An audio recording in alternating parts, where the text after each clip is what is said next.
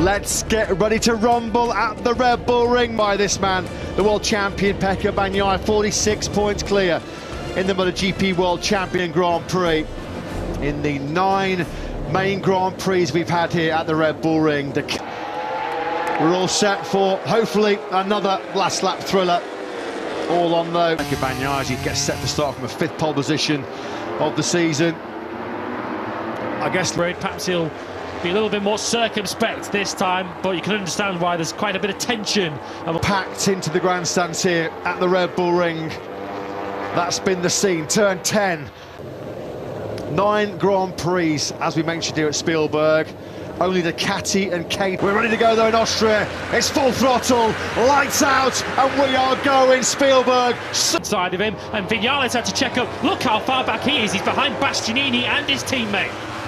On the start system, it's clearly working a treat, isn't it? Because Pecco Bagnaia is clear of the KTMs. Brad Binder in lap of 28 here in Austria, already shaping up to be Bagnaia versus Binder, just as it was. He was aware of just how good the KTMs have been off the line so far this season, but he made the dream launch. There he is, then leading at the end of the first himself as far forward as he possibly can before he does come in. Look at that, Maverick Viñales on that first lap.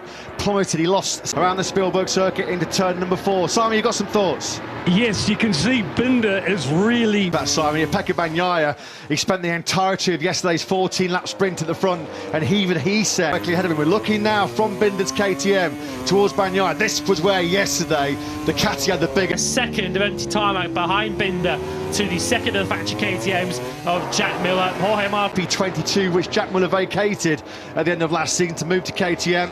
A long way to go here for Miller for a tyre. It was a really tough second lap for Fabio Quartararo. He lost 4 places. We saw the move from Viñales, but this morning, as he comes through it this time, he's safely through.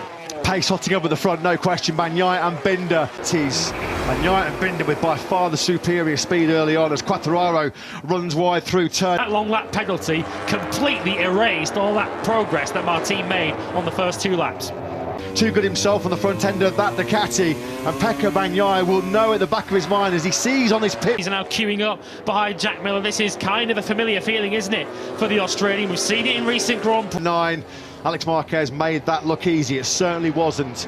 And now then, with a bit of clear air. Martin is now the best part of 7 seconds off the lead. He has though made his way through on Miguel Oliveira. He's now well over 3 seconds. That's how costly yesterday's first corner controversy was to keep the momentum going. And next up behind Miller will be the 2 factory Aprilias of Maverick Viñales and Aleix. Miller on his left, Marini and Marquez on his right, and he just gets swamped. That was a real aggressive sweep to his right there by Alex. 2 then, 22 and a couple of corners.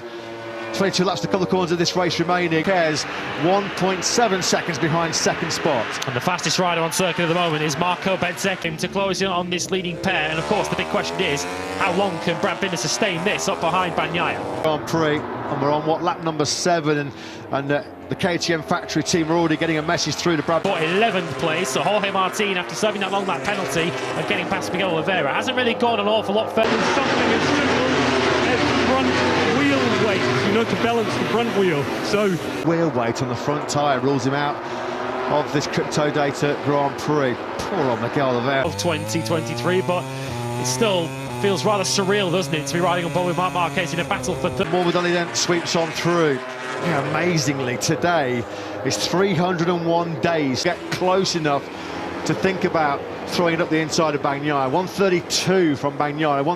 I've seen Juan Mir do it over the years. When he was on the Suzuki, won the championship, and I'm pretty sure that's... Fabio Quartararo. It's been a tough day at the office for the factory Yamaha team right now. Quartararo has just lost 11. The Iwata factory.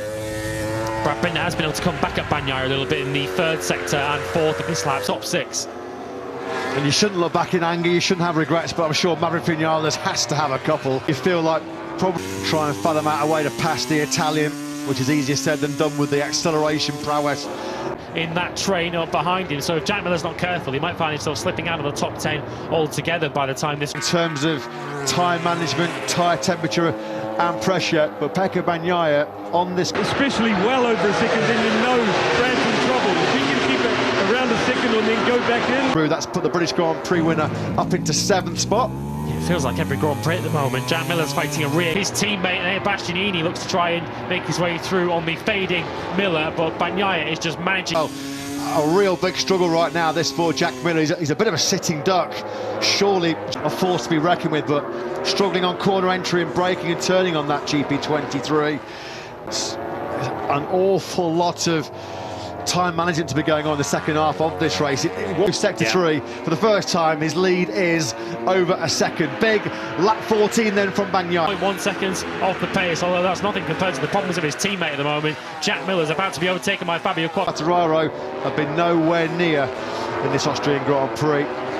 31s, so Jorge Martin with 12 laps of this Grand Prix to go. Has he given up on salvaging some more? Which meant Marco Bezzecchi gleefully took the race win. And Jorge Martin will clearly feel it. That was a statement, big lap 17 from Bagnaia, the world champion.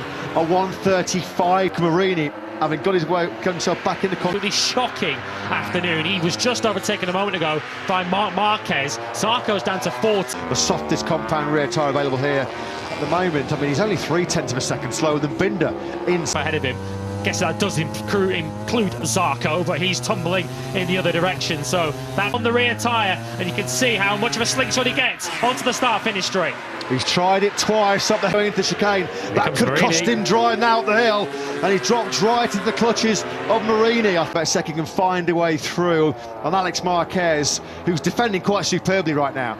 He was also into a bit of a rolling roadblock at the minute, and if Bezzecchi doesn't attack soon, he'll have Marini for company. Yeah, here comes Bezzecchi. He's going to have nothing but Bagnaia and Binder. The Bagnaia blitz has been sensational from lap 17.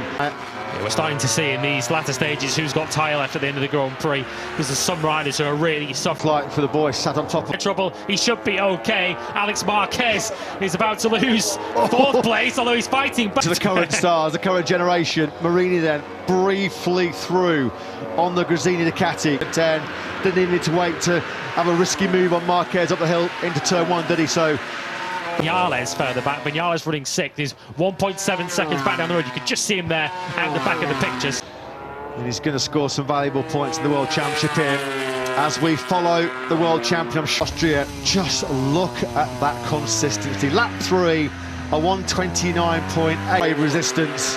Binder's going to have a safe ride to second place tracked for 2025 and 2026. He's had worse weekends, let's be honest. In terms of a World Championship point to his teammate Augusto Fernandez. So we're on board then with Brad Binder, then here in the Crypto Data Grand Prix of Austria.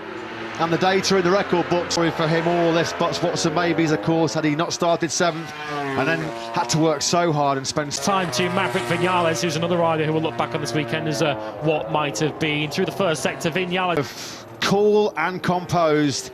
This has been one of the most dominant performances of Pecco Bagnaia. Bagnaia wins by a mile, 5.1 seconds ahead of Brad Binder. Another terrible start from the front row. Martin, after his long lap penalty, 7th. Quartararo takes a late Espargo for 8th. A masterclass, an exhibition from the world champion. He led the sprint yesterday, isn't he? A proper pat on the back. Valentino Rossi then, 2 VR46 Academy riders. Really happy. Also about the evolution that we carry here, because, you know, the start. Yeah, really hard to argue with those sentiments. What more can you say? Pecco is Pecco. Who's the form that Bagnaia has delivered across Assen, Silverstone, and now here at the Red Bull Ring.